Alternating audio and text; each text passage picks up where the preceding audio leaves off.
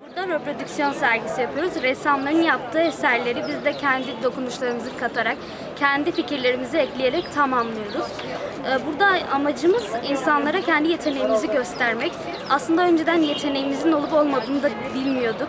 Resim hocamız sayesinde yeteneğimizi keşfettik. Sevgili öğrencilerimiz ve görsel sanat öğretmenimiz Esin Polat yaklaşık 2 yıldır bu sergiyi düzenlemek amacıyla canla başla çalışıyorlar. Çok büyük emek sarf ettiler.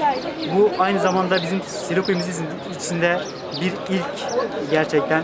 Özellikle ortaokul öğrencilerinin bu şekilde bir sanat galerisine yetecek kadar eser ortaya çıkarmaları gerçekten çok önemli ve kayda değer bir başarı. Bunun için hem sevgili öğrencilerimizi hem değerli öğretmenimizi tebrik ediyorum.